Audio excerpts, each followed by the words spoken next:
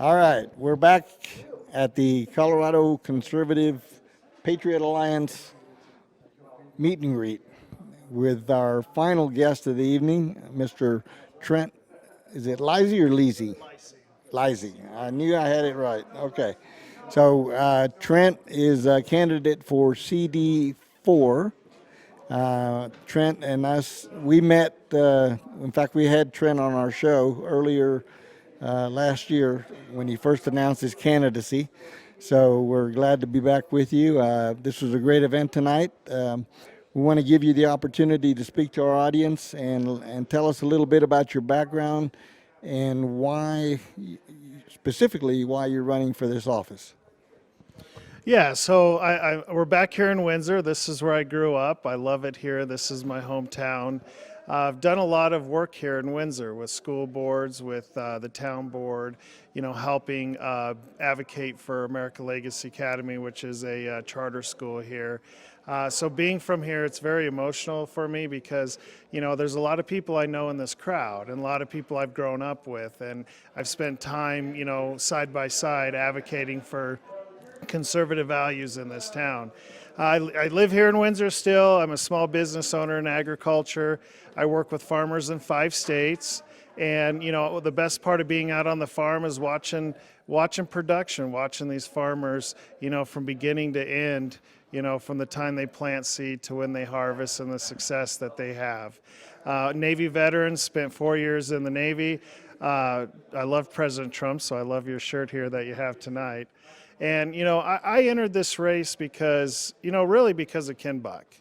And, over the last couple of years, I've seen him really kind of tick down on, his policy positions and the things that he was saying. And for me, it really started with Liz Cheney and his support. I didn't mind his support early on, but the fact that he continued and continued and continued, and that's his loyalty, her and the family, and great, that's him. But, just in the last, since probably summertime, when he got in the feud with Marjorie Taylor Greene and the J6ers, saying Trump is the existential threat to America, that there's not a 2-tier justice system in this country.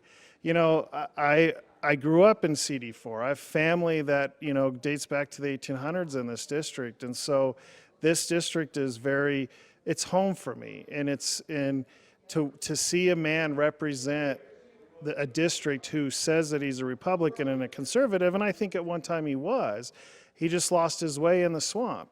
And that's why I entered this race. And I entered it strictly to primary him because I believe he was very vulnerable and people were tired of it. He barely made it through the assembly process 2 years ago.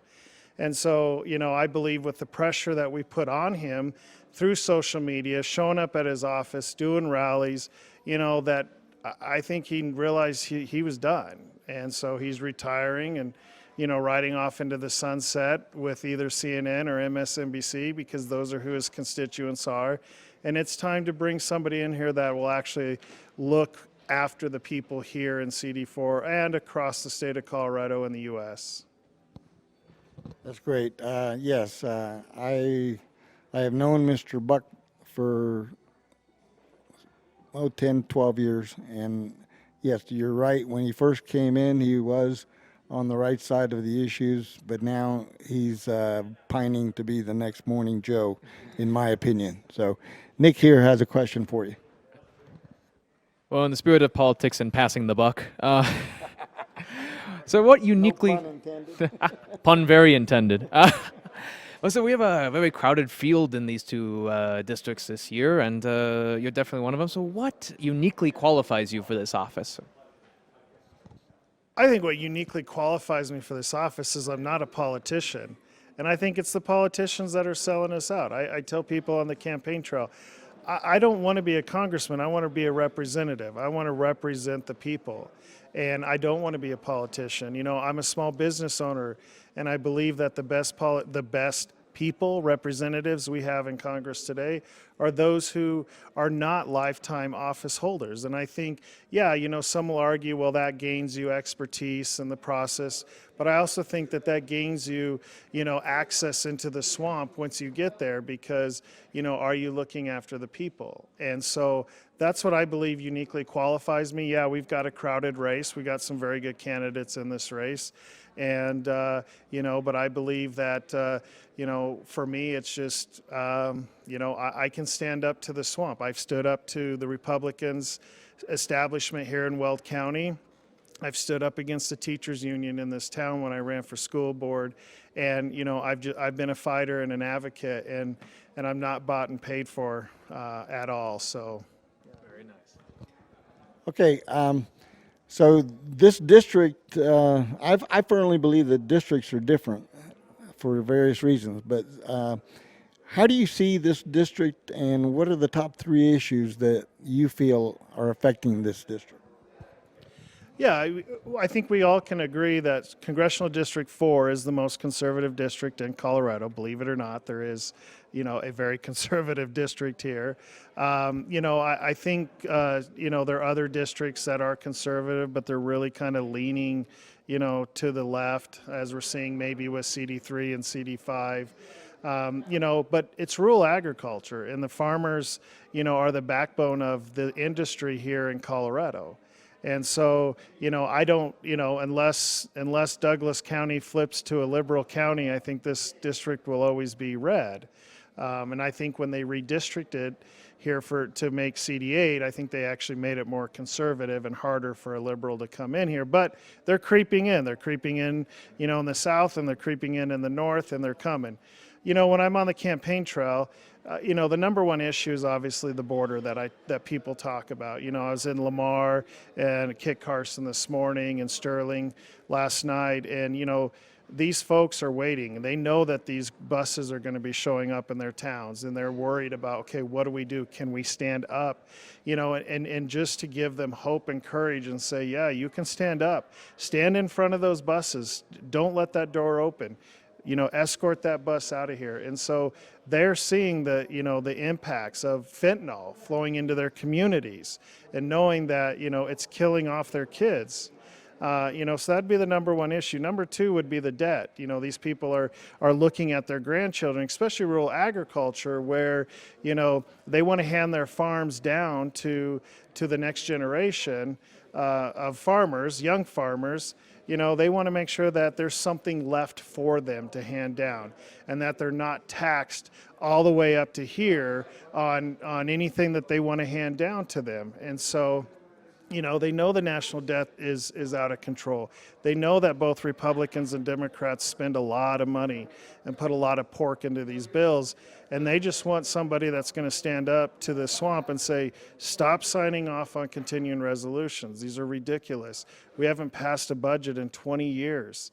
And so, they're tired of seeing Ukraine. That's one thing I always tell everybody. Ken Buck sold us out to Ukraine. I mean, he's given them billions and billions and billions of dollars that he's advocated for, while we have veterans on the streets, and committing suicide, and yet we're housing illegals. And so, we give billions of dollars away overseas to countries that hate us for gender studies like what's going on right now in Pakistan. And so, but yet while we're hurting here in this country. And so, that would be the number 2. They want the next representative to go in there and really tackle the debt. And I think the number 3 would just be a combination between energy and agriculture, being the number 1 and 2 industry here in Colorado. They want to see a robust energy, independence like Trump gave us, when he was here. And then, the getting rid of the burdensome EPA regulations that the Biden administration has put down, as well as, really hindering the production of oil and gas. And with agriculture, it's just, the farmers are hurting because, they're paying the price for what's going on overseas. I've been a very big advocate of the fact that, the price of grain at the elevator should not be dictated by what's going on overseas. And right now it does. So the farmer is the one that hurts the most, in this country when it comes to, and they're the backbone. They're the ones that feed us. And so those are the issues that I'm hearing, and when I'm on the campaign trail that we're talking about.